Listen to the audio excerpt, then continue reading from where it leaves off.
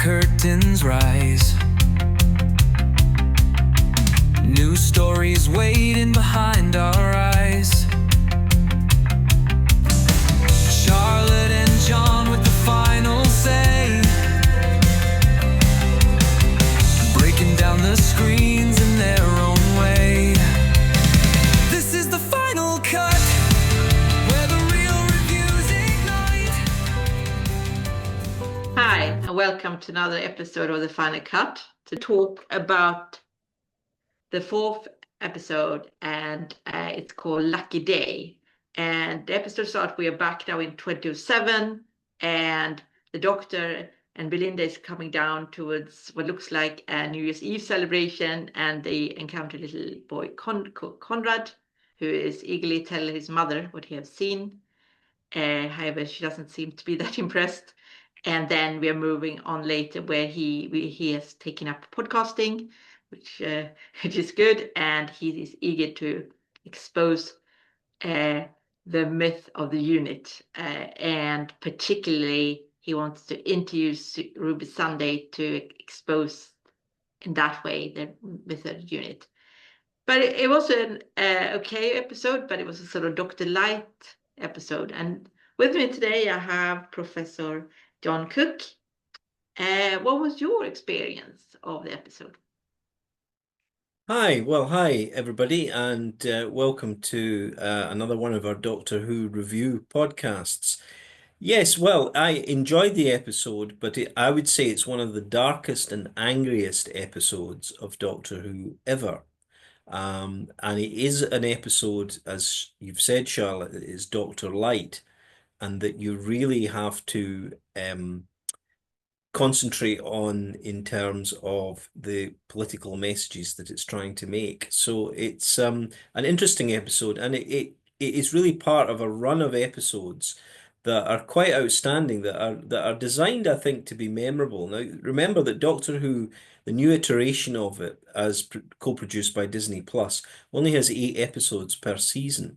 So I think what we're starting to see is the idea that each episode must be kind of event television, that it must be very memorable, it must hit home and hit hard in order for people to remember it. Of course, one of the countervailing problems that Doctor Who faces is perhaps not enough people are tuning in to these episodes. This current episode got overnight ratings of 1.5 million, which is actually a new low for Doctor Who. Now that will be boosted by streaming ratings that will be announced in a few weeks' time. But generally, the viewership is not really terribly high. So the event television is kind of losing its momentum. But clearly, in intention-wise, that's what they're trying to do, is to make every episode memorable and impactful. And it certainly was memorable. And I think that the first the episode reminded me of a bit about this previous episode, 770 Yard. However, it does talk a lot about conspiracy culture. So what do you think they were trying to say here about conspiracy culture? And can you see the link to the 770 Yard that I was kind of spotting? Yes, absolutely. There's two related points there. What we're beginning to see with the new RTD2 second run of Russell T Davies as showrunner with this Disney Plus deal is there's a little bit of a formula creeping in, because the 4th episode of the second season mirrors in many ways the 4th episode of the first season. It's a Ruby Sunday focused episode. It has a strong political subtext to it as well. So in the 73 Yards episode from season 1, you had this idea that the companion is separated from the Doctor and then has to live out her life. And in so doing, essentially is views and witnesses the rise of fascism with a future fascist prime minister. Here we've got the idea of conspiracy culture and conspiracy theory culture. Same point in the season as previously, a Ruby-focused episode that makes points about political conspiracy. And in fact, at one point, it talks about, even uses the word fascism. But in this case, Mm, it's actually about, it's a lovely irony actually, is that real conspiracy theories think that the government's hiding aliens. In the mm, Doctor Who episode, in this sort of flipped alternative fictional world, it's a conspiracy theory that the government is not hiding aliens, that in fact it's all just false.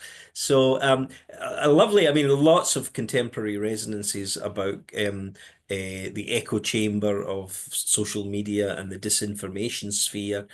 Even a mention of subscription to Albion News, which sounds as if it's a very nationalistic news channel, perhaps echoing the right of centre news channels we have in the mm. UK, and also, of course, in America with the likes of Fox. So it's very much hitting contemporary buttons, but doing it in that alternative world of the Doctor Who universe, as they like to call it these days. Yeah.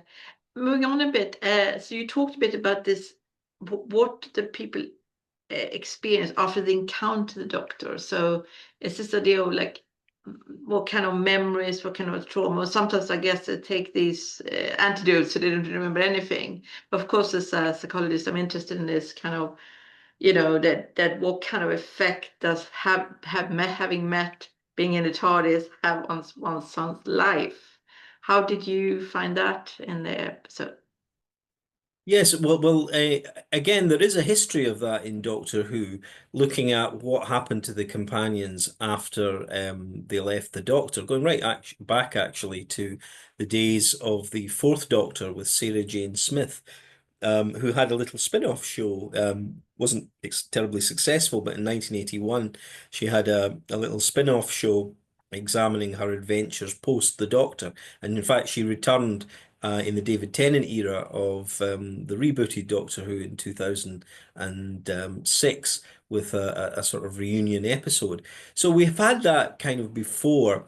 But what has not maybe been explored, because, Doctor Who tends to be a fairly light fiction, historically, at least, they've not really explored this idea of PTSD, that Mm, actually being with the Doctor is extremely bad for your mental health, because mm, as mentioned in this current episode, if you've experienced sort of monsters at every turn, goblins attacking you and mm, fighting the gods of death, then you're inevitably going to be a bit jumpy. mm, And so in that sense, it's in a way giving a kind of psychological realism to a show that's not really been versed in psychological realism much in the past. So in that sense, it's welcome, and it does show, albeit within the constraints of a generic 45-minute episode, it does show that Ruby Sunday has been marked, to a certain extent damaged by her journeys with the Doctor. Although, again, typically for Doctor Who, what appears to be just her having unnecessary jump scares in the pub episode, where a monster appears, it actually turns out to be the case that there is a monster outside, albeit in a further twist, it turns out that monster's actually been faked by conspiracy theorists. Yeah, I mean, I always thought if maybe I don't really want to go down bed, but thinking of him, maybe what kind of sort of pastoral care can the Doctor afford his companion, and also that of him as a bit of, I'm saying narcissist, but he's kind of a bit sort of, he can be a bit jumpy in his, I think particularly David Tennant in his characterization of the Doctor is that he's not as res- emotionally intelligent as sometimes I feel to. Yes, well, that's picked up with Ncuti Gatwa, who Mm, also has that kind of jumpy tendency, mm, and in that sense, the younger iterations of the Doctor, the younger incarnations, tend to be quite childlike in some ways, and I think we've mentioned that before. But mm, the problem with that is it does tend to make it for a very jittery atmosphere. So it was a nice way in this particular episode of exploring how that jitteriness would communicate itself eventually onto the companion, who might struggle to reintegrate into real life, quote unquote, if we can call it that. So the episode was a nice one in that respect, albeit it can only gesture at these things, and in some ways, it took a lot of psychological shortcuts because you've only got 45 minutes the plot has to advance on. But it was a nice way of showing that how a companion has to cope with life after the Doctor. Yeah, and I mean, in a long time, you can also think about maybe a very intensive. I don't know, as a scholar, I led into maybe after a very intensive relationship or something like that, maybe the same kind of maybe trauma or PTSD behavior. Maybe that is maybe reading too much into the script. Another thing I was thinking of, what commentary do you think like they offers on the influence of podcasting and media and that sort of thing? I mean, particularly in terms of shaping the truth. I mean, having done podcasting for a while, of course, there's something I'm kind of interested in terms of that you watch maybe what you sort of confirm your views and how do you find that? Yeah, the filter bubble of social media Mm. and confirmation bias and all that sort of thing. Yeah, it's explicitly mentioned and referenced in the episode itself, the idea of the disinformation echo chamber of social media and contemporary fragmented media, where essentially anyone can set themselves up online to have a presence, as Clueless. we're kind of doing ourselves actually in a meta way, albeit hopefully we're not sort of promulgating conspiracy theories. So the episode, that's very much what the focus of the episode is, and it is that idea, which I think is done rather well in the episode, is that in so doing you can perpetrate the exact opposite of the truth, and you can get hundreds or if not thousands of people to subscribe to that almost at the flip of a coin. People will believe the exact opposite of what actually is the case. So in the premise of the show, in that episode, it's the idea that UNIT is in fact just sucking up taxpayer pounds, UK pounds, rather than taxpayer dollars, and is actually just putting out fake aliens to extort the populace. Now, it's interesting if we think about when this episode was written. It's clear if you watch some of the background material that the Doctor Who produces, not least the Doctor Who Unleashed Mhm. behind the scenes show that's shown certainly in the UK every week that a new episode is transmitted. It's clear that this episode could not have been written any later than late 2023, because it was shot in November 2023. So what that means is that this was actually written and conceived before Donald Trump came to office in the United States. But you can see that in the idea of online content being harmful, that there are already those discourses circulating at least since Mm. the first term of Donald Trump, and in Britain as well, with concerns about figures such as Tommy Robinson and Andrew Tate. Brexit. Yeah, and I actually think, although it's disguised, I think the character of Conrad Clark is not dissimilar to I think it's a dig at Nigel Farage Mm. actually, Mm. and the idea that someone can upend the whole establishment and the whole system just And to with clarify that Nigel Farage, for our viewer, is a leader of a ultra-right wing party in the yeah. UK. The Reform Party Reform Party. presently, which has actually done very well recently in UK local council elections. But it's that idea that one angry man, if you like, can upend the whole status quo. And as Kate Lethbridge-Stewart, head of unit, says, upend everything that she and her Mm. father indeed worked for all their lives. So you can see that as a sort of resonance with Brexit, the idea that suddenly, a groundswell of opinion allows a whole settled constitutional order to be upended. Interestingly, does this mean that Doctor Who in this particular episode is more on the side of the establishment than the Mm. outsider? Traditionally, Doctor Who's always been a show about outsiders. The Doctor Mm. is the ultimate outsider, and the Doctor's always had a problematic relationship with UNIT, which is in fact in the fiction Yeah, in previous United Nations episode. Task Force funded by the UN. But here the Doctor isn't there, and So in that sense, the show kind of comes out in favor of the Yeah. establishment in this particular episode.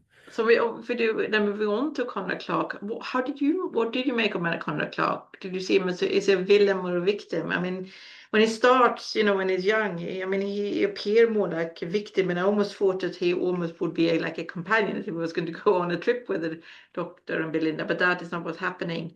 And instead, he's sort of, as gradually, he's all turning into more and more a villain. How did you find his character?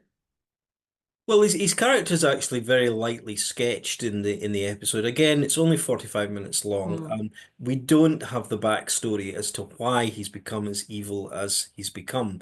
The only sort of real psychological motivation that is put up is that he failed an interview with UNIT and 8 years earlier, and is therefore working out his frustrations and grudges. So again, you could maybe relate that to certain populist politicians who maybe couldn't be part of the mainstream and who therefore try and take out their revenge. Um, Or employees? or employees, yeah. Yeah. Now, to what extent he's a victim? I mean, I suppose you could read the episode as saying, well, actually, a bit like Ruby herself, they're all victims of the Doctor. It's Mm. as soon as they encounter the Doctor that The lives their transfer. lives are transformed, often for ill. But on the other hand, this character is shown to be a little bit of a villain right at the very start because in the cold opening for the episode. The little boy is already shown as being a liar. So when he goes to his mother in the New Year celebrations in 2007 and says, Mum, I've just seen somebody called the Doctor and Belinda, the mum gives him a slap and says, Stop being a liar. Mhm. Mhm. In that sense, he's seen as a wrong un all the way through. Or and okay, so he grew up then and becomes this sort of podcaster trying to investigate the truth. But in the end of the episode, the doctor chooses to confront him. Why do you think that was? What part did that have in the episode? Why do you think he did that? Why did he confront him? Yeah, I mean, for me, perhaps the episode became a little bit too attacking one figure again and again and again. It was in that sense, that's why Mm. I said earlier at the start, it's quite an angry episode because that anger, the characters articulate their anger to this kind of conspiracy theorist, and then lo and behold, the Doctor reinforces it when he materializes his TARDIS around Conrad and gives him a good talking to. So within the show, it's the idea that the doctor is angry because his friend has been betrayed. Ruby has been betrayed Mm. by Conrad. So that's the motivation for it. But it starts to look a little bit like reverse bullying. Mm. You've had the scenario with Kate Lethbridge Stewart allowing a monster to attack this man simply because she hates him so much. And it's mentioned in the script, well, maybe you went a bit too far. And then you have the Doctor sort of reinforcing it and full of contempt. So in that sense, it almost becomes like Yeah. a reverse form of bullying. The But I guess the show wants to make its points very bluntly and very explicitly. And the point is that, forget the monsters of the week. The real darkness and the real villainy that has to be confronted is in our fellow human beings. mm. So that's definitely a strand of it. Yeah, because then moving on to this, Ruby's reaction to Connor's manipulation and that she is being exploited in a way, and I feel as if many episodes is about women being exploited or that type of. There seems to be sort of running theme, um, but I don't know if she's do you think it's like a learning for her, or is it like or it's just that she's so naive, or maybe she hasn't been in so many relationships, so she's so taken in by him, or what? How did you find that? Well, within the episode, she's clearly damaged goods because she's had this life with the Doctor, and therefore she's quite vulnerable, Mm. and therefore is able to be taken in by this character Conrad, who of course also takes in us, the audience. I don't think unless you had read spoilers, I don't think any of us spotted that this was the way things were going to turn Yeah. half the way through. I actually thought on first viewing the episode that, well, Conrad's actually going to be an alien or something and a monster, but it wasn't. The real monster Mm. was actually rooted in very human concerns around disinformation. So, in that sense, Ruby is groomed, if you like, and the Mm. audience, by extension, is groomed by this figure. You're right to say, I mean, it is picking up a strand that this is very much Doctor Who for the so-called quote unquote woke era. Mm. And so the only real human villains, it seems, that are permissible nowadays are white males. Yeah. So, Yeah, I and was a bit surprised over that, and because it's coming again for a lot of it is the same. I mean, we have come back on this. There seems to be a lot about male aggression, male. But then I thought maybe in the end there, when Conrad get bullying, and that turns the woman was turned into the bullying, turns into the bull. The bully victims turn into the bullying in the sense that maybe they're trying to say that actually it's a white male is going to be like it become the reverse, but I don't know. yes, But no. I wouldn't say. I think that's our kind of counter yeah, reading yeah, against a okay, little bit. No, I think it's the idea that uh that if we think about it in yeah, representational terms, the woman hit back against the white male. That's Kate mm, Lethbridge Stewart yeah, and Ruby herself, and then the black character, obviously Ncuti Gatwa playing the Doctor, responds to the white male. So it's yeah, not a good time to be a white male in yeah, Doctor Who. yeah. And it But echoes, that's of what I course. wondered if it was a specific thread that they wanted there that I don't know. Well, Um, it's to do with the fact that this is very much, Russell T Davies as second era of showrunner, um, very much, in sympathy with woke movements. This is what's yeah, no, no. causing the backlash a little Uh, bit uh, amongst certain male fans. But no, no, I mean, I agree with that in the sense that, the women, a lot of women are being manipulated, and I think there are, I mean, the new dramas about like fake, etc., talking about female male manipulation. I was just surprised it was all of them seemed to go on a similar thread, but maybe I was reading into more than was intended. But what I want to do, come on back though to the real monster, which is supposed to be the Shriek. What was your view of the Shriek? Yeah, well, as I said, the real monster is the human beings, Mm, and particularly the demonology of traditional white male culture. So Conrad Clark very much echoes the incel character mm, in episode one, who also slightly groomed the Belinda character when she was younger, and then we see his true colors mm, in that episode.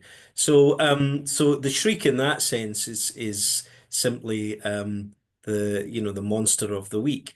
It was done quite well. What was quite interesting was the way in which the special effects team then had to do a fake Shriek. That and if yeah, I like that. yeah, if you actually watch the behind the scenes making of the program, you can see that they took a bit of care on that. They made the actual shriek as convincing as they could, and then they sort of then asked an artist to remember what that was, and then to reconstruct a rubber suit from memory. So in that respect, it was designed to be what humans might try to do to fake a real monster, and that worked quite effectively. So the Shriek is just your monster of the week. Perhaps there is perhaps an element of repetition, maybe creeping in, of kind of Mm. unseen monsters that creep up behind your back. Because of course we had that last week with the well, the idea It's of the weird because monster there's that you different don't. writers. I mean, it's not the same writer, are they? So, Different writers, yeah, same showrunner, however, Russell yeah. T Davies. Yes, we should mention that this isn't a Russell T Davies script. Um, in this week's episode. It's written by Pete McTighe, but Pete McTighe works very closely with Russell T Davies. He's done a lot of work for Doctor Who DVDs and indeed Tales from the TARDIS, which was a 60th anniversary series of minisodes in bringing back old companions. And in fact, he's co-writing with Russell T Davies the Beneath the Land and the Sea, which is a Doctor Who spin-off, which is going to be aired next year. Can we just move on then to talk about Kate? How did you find her leadership, and what was her role in the whole story? In some ways, she's a leader, obviously, of the unit, but how did you think her narrative, her episode arc, or whatever, went through? Well, if this were the real world, I suspect she would be sacked by now because she allowed a monster loose in unit headquarters to attack a civilian, albeit an armed and civilian, and quite a nasty piece of work. So in real life, she would be sacked. But in the fictional universe of Doctor Who, this was Kate showing her dark side, her mean side, albeit there's a strong moral justification, and in some ways as well. The Doctor shows his darker, mean side at the very end when he gives the Conrad Clark character a good talking to in the TARDIS. But in terms of Kate, this was her coming to the fore and showing extremely strong, determined leadership. The fact is that she goes against the advice of her colleagues and allows the monster to be let loose in order to teach this Conrad Clark figure a lesson. It could be construed as a form of reverse bullying, of reverse torture, but I think within the fiction you're supposed to sympathize with Kate, largely because Conrad is such a nasty piece of work, Yeah. and also because he attacks her father, the eminent famous Brigadier Lethbridge Stewart, who was a key icon in Doctor Who history in the classic era. How did you think the way the talk is talked in flashbacks? How did you find that? So did that enhance the story? Was that a good technique? I mean, I'm quite a big fan of flashback. I could say I like when they go back in time. But how did you find that? Well, of course, Doctor Who's the ultimate, to use the euphemism, timey-wimey show. In this case, of course, the series arc is that Belinda and the Doctor are trying to get back to May the 24th, 2025, and they can't. So they use this thing called a Vindicator, I think it's called, where they try and coordinate their, get their coordinates. And in this case, they go back to 2007, to New Year's Eve 2007. And that's where they encounter a young Conrad Clark. So in effect, the whole episode is actually set before our present day. So that's why at the very end, when the Doctor confronts Conrad and Conrad mentions the name of Belinda, the Doctor hasn't heard of Belinda yet because he hasn't met her yet. So the whole thing is set in the past, not just in 2007, but in our more recent past. And so in many ways, it's Conrad who then provides the name that the Doctor then goes in search of. When we meet him in episode 1, Yeah. he's looking for Belinda Chandra within the hospital. So the That's whole thing interesting. ties it all up, in that timey-wimey way. Yeah, and my final question is a bit more philosophical though. Uh, how much does this likely be seen as a critique of parasocial relationship like that formed by fans? Because when I saw it initially, I thought, oh, it's a podcast, it's a Doctor Who podcast. Is it like about the relationship? Like it's almost like a critique of this fan follower episode relationship. How did you find that? Well, of course, it may start with a podcast. Yeah. And podcasts are often a way, we're just using our podcast to chat about the media, film and TV, perfectly innocent. But others do use podcasts to spread disinformation and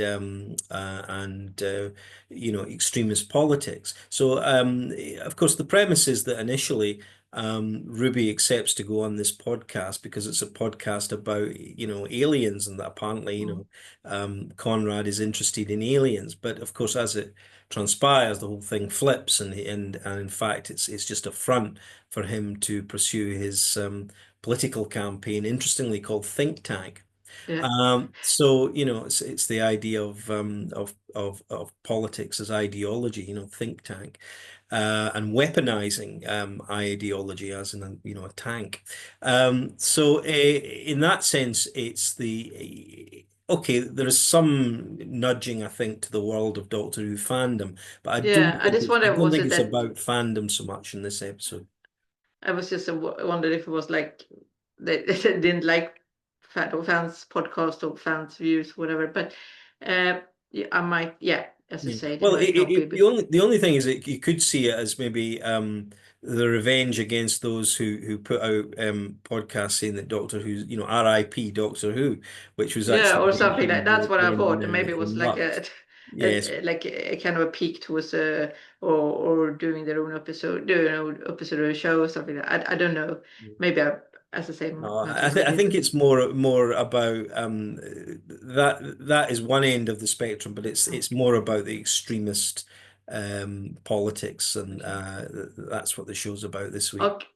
Okay, my final question then is, so does this episode strengthen or dilute the mythology of the Doctor as a mythic or messianic figures? Because I think that's interesting, whether he good or is he bad? I mean, it's like, is he what kind of impact does this have on the myth of the Doctor? Well, and within the mythology of Doctor Who, he's a very good character. He's a Mm. pure good character, but he's a good character that can sometimes have unintended Mm. consequences, and that his very presence in landing and playing around with people's perceptions of time and reality and the norms of their environment affect them. And we've had that touched on in the past in previous episodes, and sometimes villains challenge the Doctor by taunting him in this, saying, how much Mm. he's damaged those who have come into contact with him. There's a nice sequence within the Giggle, one of the David Tennant 60th anniversary specials, where the character of the toy maker simply goes back into the Doctor's recent past with companions and discovers that half of them are dead Mm. as a result of having met the Doctor. So he's a good character, and so this isn't to sort of do a counter reading that the Doctor is some sort of dark personage. I don't think I don't think the production team are going that far, but they are exploring the wider mythos of Doctor Who with this episode. So instead of just Monster of the Week, Doctor and the Companion trying to get themselves out of trouble, we'll look at the wider Doctor Who family, if we like, and we look at Unit, and we look at past companions and how past companions interact with Unit. And this again, it's kind of setting us up for the spin-off series, The War Between the Land and the Sea, that's coming next year, which Mm. is entirely focused on Unit and how they fight an alien threat from the sea. Yeah, I thought it was a good episode. But do you have anything else you want to add to our listeners? Nothing except to say that I think this is a very good, strong run of Doctor Who. Each episode, with maybe the exception of the Robot Revolution, which was kind of light and airy, each episode I think has been very strong. Now the question is, of course, will this continue in subsequent weeks? We've have 4 more episodes left within this season. Next week's one is apparently, if we believe the trailers, set in Africa, in Lagos, although there seems to be an outer space element to it as well. So one is certainly seeing a build-up of tension and actually, I would say, quality from week to week. Question is whether these next lot of episodes of Doctor Who will be able to sustain that or not, as the case may be. But we'll be back talking about that, I'm sure. Well, thank you very much for following us here. And remember also, you can always, if you're on a podcast, you can text us, or you can obviously comment on if you follow us on YouTube, and we will obviously be back next week. But thanks again, and see you next time.